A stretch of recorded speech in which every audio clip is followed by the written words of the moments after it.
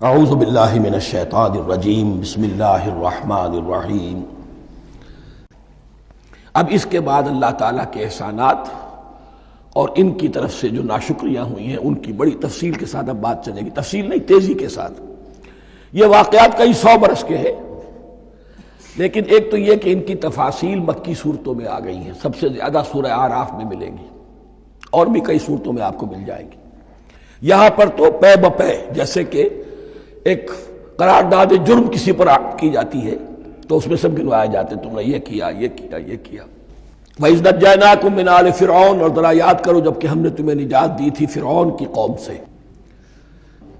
يَسُومُونَكُمْ سُوءَ الْعَذَابِ، وہ تمہیں بدترین عذاب میں مبتلا کیے ہوئے تھے۔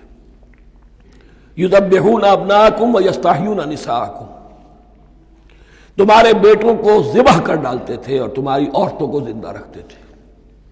عورتیں تو پھر ان کے کام آتی تھی، گھر میں کام کاج کے لونیاں بنتی تھی، گھروں میں ڈال لیتے تھے، لیکن لڑکوں کو، اور یہ 2 موقع پر ہوا ہے بنی اسرائیل کے ساتھ، یہ بعد میں انشاءاللہ اس کی تفصیل آئے گی۔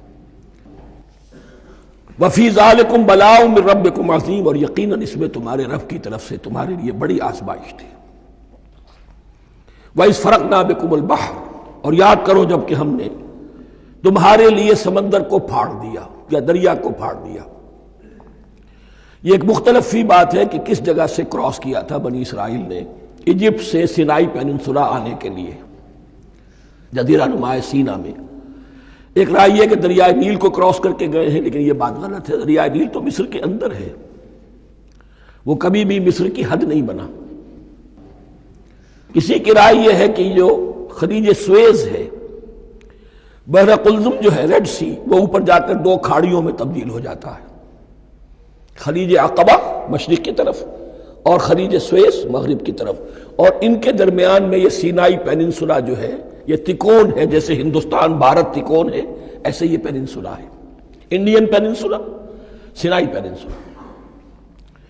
اور یہ سویس کینال تو بعد میں بنی ہے، خلیج سویس اور میڈیٹرینین بحیرہ روم کے درمیان یہ کچھ چھوٹی چھوٹی، اگرچہ چھوٹی تھی سمندر کے لحاظ سے، بہت بڑی بڑی جھیلیں تھیں، اور ان جھیلوں ہی کو پھر جوڑ جوڑ کر درمیان میں جو خشکی تھی اس کو کاٹ کر سویس کینال بنائی گئی ہے۔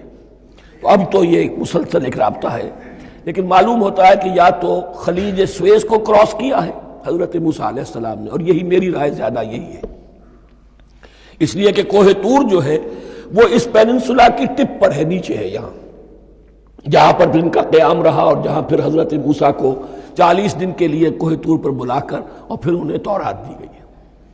تو معلوم ہوتا ہے کہ جو خلیج سویز ہے اسے کراس کیا ہے۔ کراس کس طرح کیا ہے کہ حضرت موسیٰ کے عصا کی ایک ضرب سے سمندر پھٹ گیا۔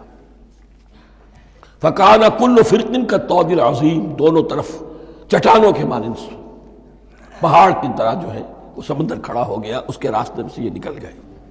اور پھر جب فرعون اور اپنا لشکر لے کر جب آیا ہے، اس نے سوچا ہم بھی نکل جائیں، وہ غرق ہو گئے، اس لیے کہ دونوں طرف کا پانی آپس میں مل گیا۔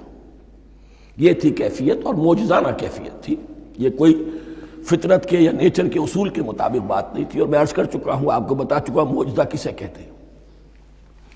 وَإِذْ فَرَقْنَا بِكُمُ الْبَحْرَ فَأَنجَيْنَاكُمْ، جب ہم نے تمہارے لیے یا تمہارے ساتھ سمندر کو پھاڑ دیا، تمہارے لیے، تمہارے گزرگاہ بنانے کے لیے، تو تمہیں تو نجات دے دی۔